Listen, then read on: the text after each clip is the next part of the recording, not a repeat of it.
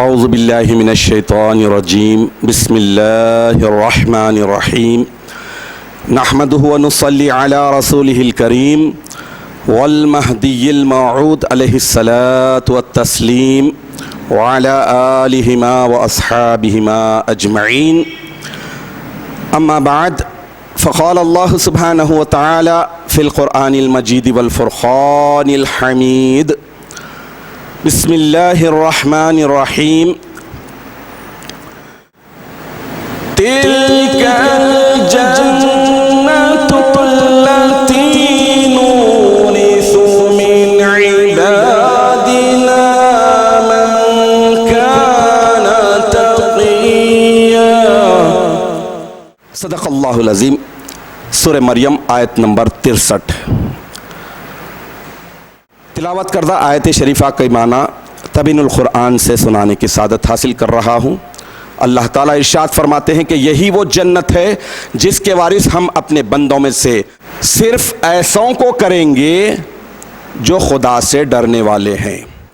معزز سامعین، انسان ہونے کی حیثیت سے ہماری یہ بھاری ذمہ داری ہے کہ ہم اپنی پیدائش کی غرض و غایت کو، ٹارگٹ کو اور ایم کو سمجھنے کی کوشش کرے۔ یہ ہر ایک پر لازم اور ضروری ہے۔ جب ہم اپنے مقصد کا تعین کریں گے، ٹارگٹ مقرر کریں گے، فکس کر لیں گے، تبھی کہیں ہمارے اندر عبادت اور بندگی کا جذبہ پیدا ہوگا۔ یہ رمضان المبارک کا مقدس مہینہ عبادتوں کا مہینہ ہے اور ٹریننگ کا مہینہ ہے۔ اس مہینے میں ایک مومن بندہ مخلصانہ طور پر اللہ تعالیٰ کی رضامندی کے خاطر عبادتیں کرتے کرتے جب عادی ہو جاتا ہے تو پھر اس کے بعد رمضان المبارک کا مہینہ گزرنے کے ساتھ ہی وہ اس بات کے لیے پرجوش ہو جاتا ہے کہ جس طرح رمضان المبارک میں عبادت اور بندگی کی گئی ویسے ہی اگلے دنوں میں بھی عبادت اور بندگی کے ساتھ زندگی گزارنی چاہیے۔ اگر انسان کے پاس زندگی کا مقصد نہ ہو، ٹارگٹ نہ ہو، ایم نہ ہو، اور کس غرض سے اللہ نے پیدا کیا ہے یہ بات سمجھنے کی کوشش نہ کرے، یا پھر لاپرواہی اور غفلت کو اختیار کرتے ہوئے سمجھنا ہی نہ چاہے، تو ایسی صورت میں عبادت اور بندگی کا جذبہ ہی نہ ابھرے گا، عبادت کی طرف مائل ہی نہیں ہوگا۔ لہٰذا اپنی پیدائش کے منشا اور مقصد کو سمجھنا ہر ایک پر لازم اور ضروری ہے۔ یقیناً یہ دنیا کی زندگی بہت ہی مختصر ہے، 60 70 80 90 برس یا 100 برس، بہرحال اس کے بعد ایک نہ ایک دن تو مرنا ہے۔ اگر ہم دنیا کی تاریخ کا جائزہ لیں تو ہمیں اندازہ ہوگا کہ اتنے جنریشنز گزر چکے ہیں کہ کروڑہا برس سے یہ دنیا قائم ہے، تو کروڑہا برس میں یہ ہمارے 60 70 80 90 برس کیا معنی رکھتے ہیں؟ اسی سے ہمیں سمجھ میں آ جاتا ہے کہ یہ زندگی مختصر ہے، ناپائیدار ہے اور ختم ہونے والی ہے۔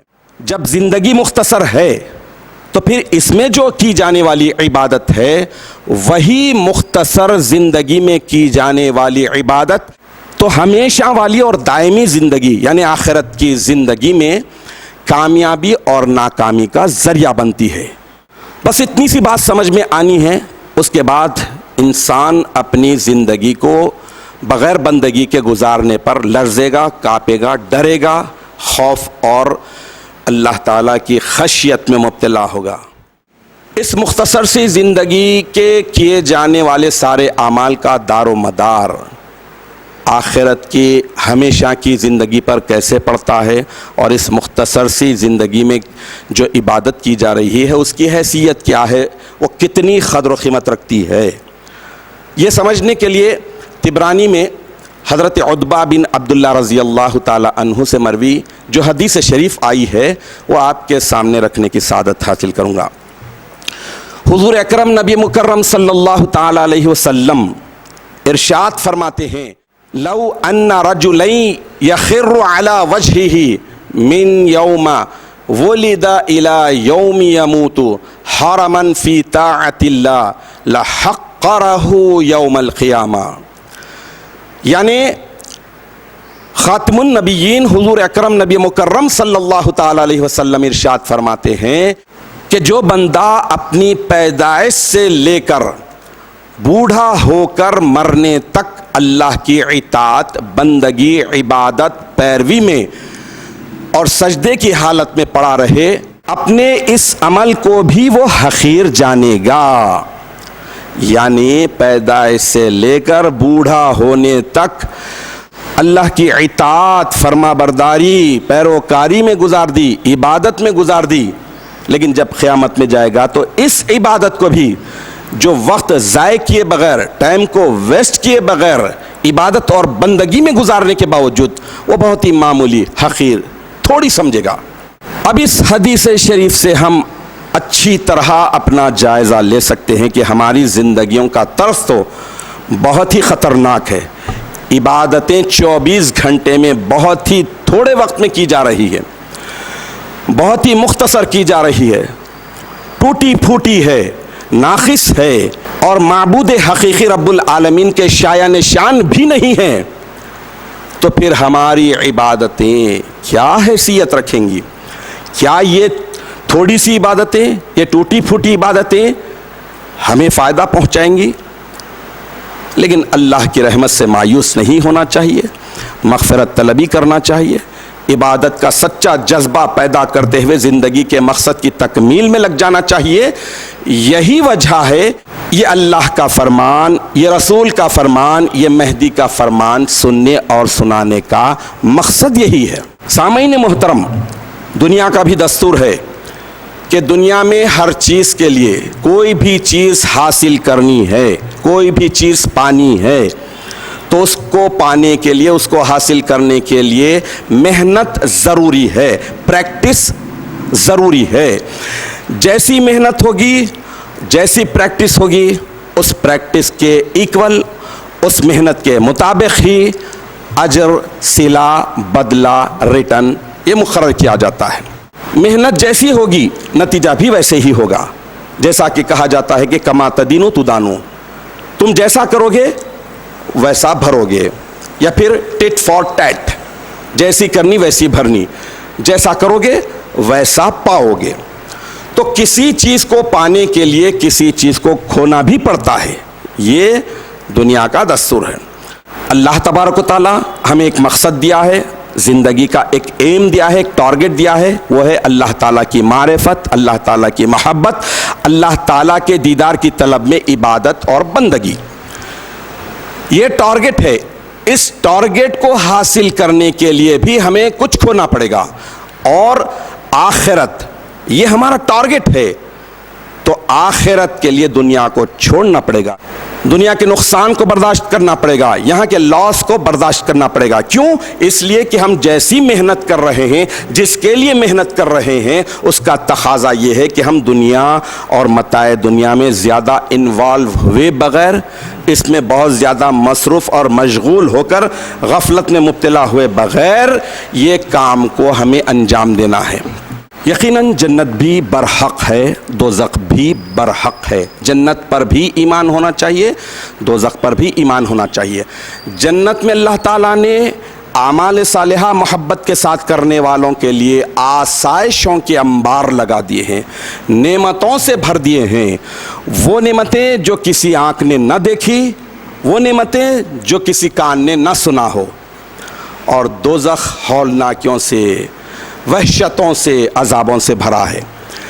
لیکن جب بات عبادت اور بندگی کی آتی ہے تو اللہ تبارک و تعالیٰ کی عبادت اور بندگی جنت کے شوق اور دوزخ کے خوف میں نہ ہو، بلکہ جنت اور دوزخ پیدا کرنے والے رب العالمین کے قرب اور اس کے دیدار کی طلب اور تڑپ کے ساتھ ہو. یہی اسلام کی حقیقی تعلیم ہے اور یہی مہدویت عین الاسلام کی تعلیمات ہے. یقیناً مومن کو جنت کی خواہش رکھنی چاہیے، دوزخ کے عذاب سے بچنے کے لیے اللہ سے تڑپ تڑپ کر، گڑ گڑا کر دعا کرنی چاہیے. جنت کیا ہے، دوزخ کیا ہے، جنت کیسی بنائی گئی ہے، دوزخ کیسی بنائی گئی ہے، جنت کن لوگوں کے لیے بنائی گئی ہے، دوزخ کن لوگوں کے لیے بنائی گئی ہے، یہ جاننا ضروری ہے.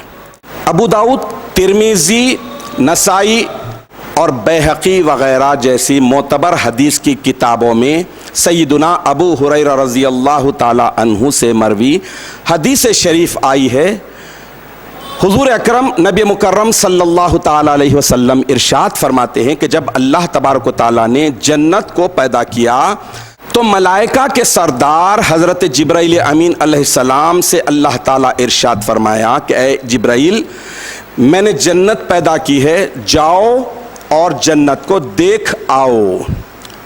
چنانچہ حضرت جبرائیل علیہ السلام اللہ تعالیٰ کے حکم کی تابعداری میں گئے اور جنت کو دیکھا، پھر واپس لوٹ کر آئے اور اللہ تبارک و تعالیٰ کی جناب اقدس میں عرض کرنے لگے کہ الہ العالمین، تیری عزت و جلال کی قسم، جو شخص بھی جنت کے بارے میں سنے گا ضرور اس میں داخل ہونا چاہے گا۔ پھر اللہ تبارک و تعالیٰ نے اسی جنت کو طبیعت پر گراں گزرنے والے اعمال، فطرت پر سخت گزرنے والے افعال اور مشقتوں بھرے اعمال سے ڈھانک دیا۔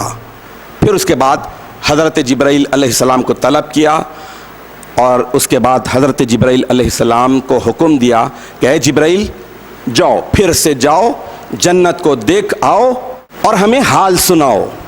تو حضرت جبرائیل امین علیہ السلام پھر سے اللہ تعالیٰ کے حکم سے جنت میں گئے، جنت کو دیکھا اور دیکھنے کے بعد پھر واپس پلٹ کر لوٹ کر آئے۔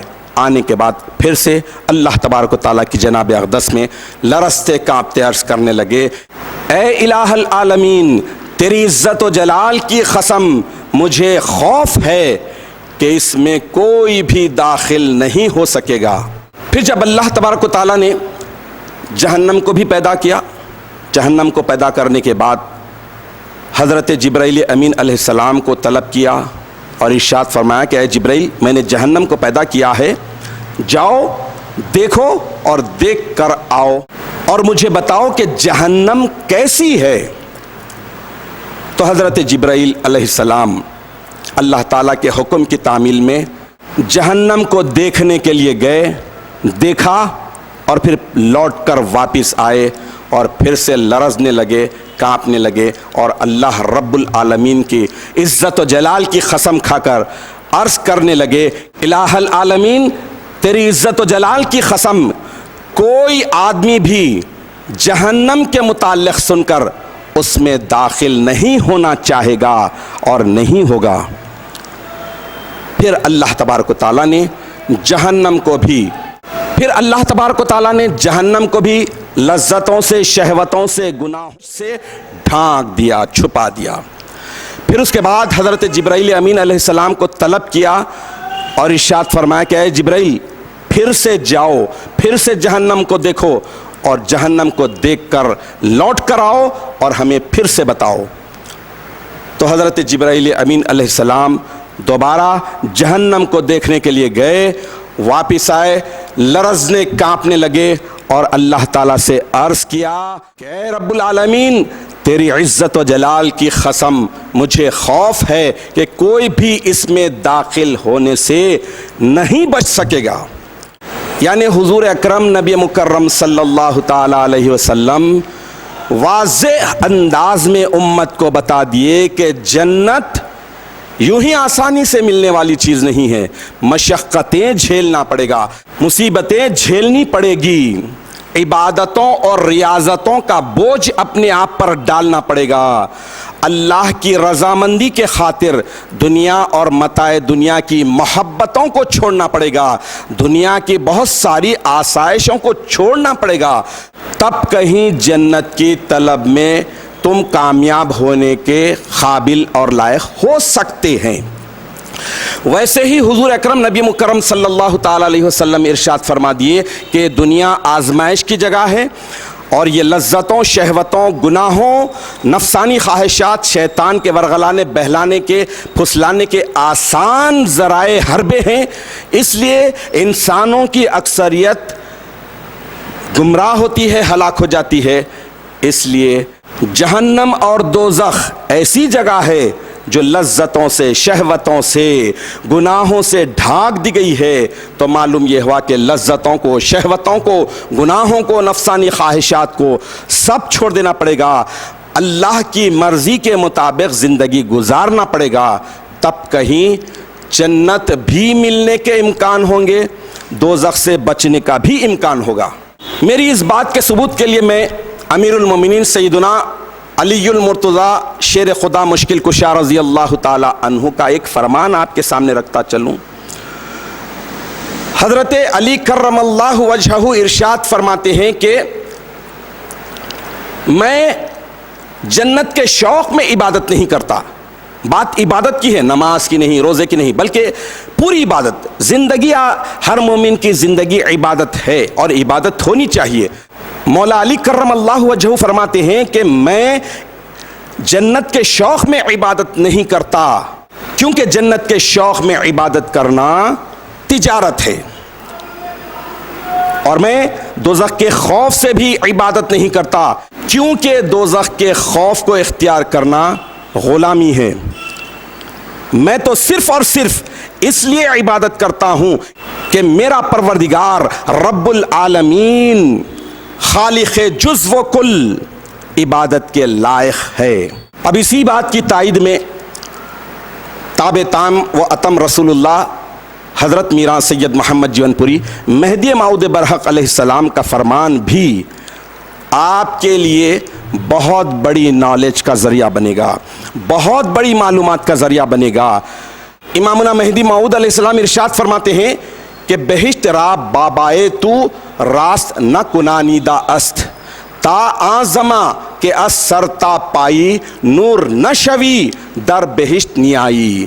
یعنی اس فرمان کے معنی یہ ہے کہ جنت تیرے باپ نے نہیں بنوائی ہے، جب تک تو سر سے پاؤں تک نور نہ بن جائے اس وقت تک جنت میں نہ آ سکے گا۔ سبحان اللہ۔ یعنی یہ فرمان کا مطلب یہ ہے کہ ہم 5 وقت کی نمازوں کی ہر رکعت میں اللہ تعالیٰ سے یہ جو دعا کرتے ہیں کہ صراط الذین انعمت علیہم، اے پروردگارا ہمیں ان انعام یافتہ لوگوں کے راستے پر چلا جنہیں تو نے اپنے سب سے بڑے انعام دیدار سے سرفراز فرمایا۔ یعنی اللہ کو دیکھنے اور دکھانے والے نورانی مخلوق کی پیروی اور اتباع کرنی چاہیے، تب کہیں ہم بھی سر سے پاؤں تک نورانی بننے کی کوششوں میں کامیاب ہو سکتے ہیں۔ یقیناً ہماری قوم مہدویہ، گروہ مہدویہ عالیت والی ہے، اللہ سے محبت کرنے والی ہے۔ محبت کی سب سے چھوٹی قیمت یہ ہے کہ اپنی ذات، اپنی ہستی کو ملیا میٹ کر دینا۔ اس حساب سے اگر کوئی مومن بندہ جنت کو اگر طلب کر رہا ہے تو صرف اور صرف اس وجہ سے کہ جنت وہ اعلیٰ مقام ہے جہاں پر اللہ کا قرب ملتا ہے، اللہ سے کلوز ہونے کا بہترین موقع ہے اور اللہ کے دیدار کے لیے آسانی ہوتی ہے۔